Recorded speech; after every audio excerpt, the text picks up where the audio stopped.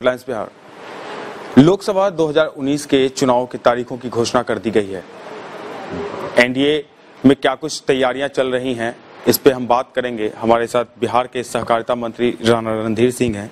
Sir, चुनाव के तारीखों की घोषणा कर दी गई है, बीजेपी में किस तरह से तैयारी है? हमारी पार्टी तो संगठन पर आधारित पार्टी है और हम लोग लगातार एक जैसे कार्यक्रम हमारा होता है उसके तहत हम लोग लगातार कार्यक्रमों में लगे रहते हैं। अब चूंकि लोकतंत्र में 5 वर्षों पर चुनाव होता है तो इस प्रक्रिया के तहत हमारी तैयारी है। हम लोगों ने एक बड़ी रैली की, ऐतिहासिक रैली, माननीय प्रधानमंत्री जी, माननीय मुख्यमंत्री जी के नेतृत्व में।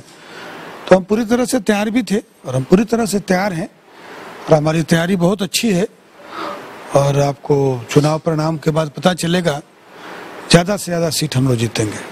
लेकिन जो सीट को लेकर के संशय चल रहा है कि नामों का अभी तक खुलासा नहीं किया गया है। एक तरफ महागठबंधन भी अपने पत्ते नहीं खोल रही है, तो क्या पहले आपकी वो राजनीति हो रही है क्या कि पहले आप महागठबंधन वाले पत्ते खोलें तब हम खोलेंगे? नहीं, ऐसा नहीं है। हम लोगों का एक तो एनडीए का लक्ष्य है माननीय नरेंद्र भाई मोदी को प्रधानमंत्री बनाना, तो हम एक लक्ष्य के साथ आगे बढ़ रहे हैं और हमको अपना लक्ष्य दिख रहा है। देश की जनता भी उसके साथ जुड़ी है और वो भी चाहती है कि नरेंद्र भाई मोदी फिर से देश के प्रधानमंत्री बने, पूर्ण बहुमत से बने। कि मजबूत सरकार चाहिए, मजबूर सरकार नहीं चाहिए। इसलिए हमारे यहाँ कोई कंफ्यूजन नहीं है। महागठबंधन के मित्रों को अपने मतलब के लिए, अपने स्वार्थ के लिए गठबंधन करना है तो उनके यहाँ ज्यादा मारामारी है और हमारे यहाँ सब कुछ पहले से तय है और कोई परेशानी नहीं। महागठबंधन के लोग कल दिल्ली जा रहे हैं कांग्रेस से बैठक करने के लिए सीटों को लेकर के, तो क्या उसके बाद ही अब एनडीए अपना पत्ता खोलेगी? देखिए, महागठबंधन के लोगों को तो दिल्ली भी जाना होगा, उनको रांची भी जाना होगा और कहे तो अस्पताल और जेल भी जाना पड़ेगा। तो इस तरह की परिपाटी उनके यहाँ है। हमारे यहाँ तो कार्यक्रम के तहत, एक संगठन के तहत सारी चीजें चलती है, तो वो चीजें बिल्कुल स्पष्ट हैं। समय आएगा, आपको हम लोग बुला के उसकी सूचना कर देंगे। लालू यादव जेल में हैं, सजा याफ्ता हैं और महागठबंधन में आरजेडी में बैठक की गई और उसमें फैसला लिया गया कि जो भी सीट शेयरिंग का फैसला होगा या पार्टी के गठबंधन का होगा वो लालू यादव ही तय करेंगे। वही मैं कह रहा था ना कि अब आपको मजबूत सरकार चाहिए कि मजबूर सरकार चाहिए। साफ छवि वाले व्यक्ति भाई नरेंद्र मोदी के नेतृत्व में सरकार चलानी है। जैसा आप कह रहे हैं कि जो खुद सजा याफ्ता है, जो खुद जेल में बंद है, अब उसके हाथ में अभी बागडोर है, तो आने वाले समय में सरकार में क्या होगा? सरकार जेल से चलानी। इसलिए देश की जनता नरेंद्र भाई मोदी को फिर से प्रधानमंत्री बनता देखना चाहती है। देश को एक मजबूत प्रधानमंत्री चाहिए। देश के किसान को, देश के नौजवान को, देश के नए भारत के निर्माण के लिए, नए बिहार के निर्माण के लिए नरेंद्र भाई मोदी को फिर से देश का प्रधानमंत्री बनाना है। उपेंद्र कुशवाहा एनडीए के साथ थे, केंद्र में मंत्री भी थे। उन्होंने एनडीए का दामन छोड़ के महागठबंधन में चले गए, लेकिन उनकी मुश्किलें लगातार बढ़ती जा रही हैं। एक तरफ नागमणि उनका साथ छोड़े तो आप उनके राष्ट्रीय सचिव जो हैं वो भी साथ छोड़ दिए। देखिए, एनडीए ने, भारतीय जनता पार्टी ने उपेंद्र कुशवाहा जी को बड़ा मान सम्मान दिया। एक राष्ट्रीय नेता की छवि के रूप में बहुत मदद की भारतीय जनता पार्टी ने। लेकिन जब उन्होंने खुद भारतीय जनता पार्टी एनडीए को छोड़ दिया तो आप देखिए कितने लोग उनको छोड़ देते हैं। क्योंकि लोकतंत्र में तो जनता सबसे बड़ी होती है और जनता के निर्णय का जो सम्मान नहीं करता तो फिर जनता 5 वर्षों में उसका हिसाब किताब लेती है।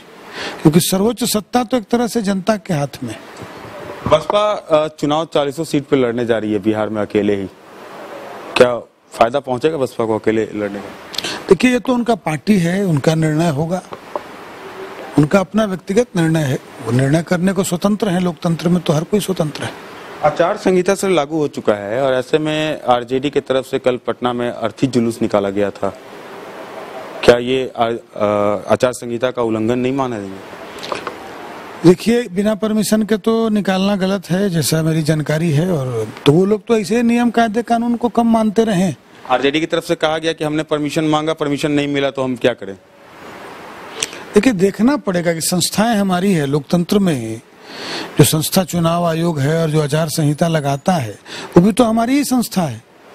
और हमने अपने बनाई संस्थाओं का, संवैधानिक संस्था का, हम अगर उसके निर्देशों का पालन नहीं करेंगे तो ये तो एक तो आगे की जो प्रक्रिया होती है वो होगा। और लोकतंत्र के लिए भी स्वस्थ परंपरा नहीं है कि जो संस्थाएं हमने बनाई है उसका हम ही खुद उसके आदेश का पालन न करें तो ये अच्छी बात नहीं।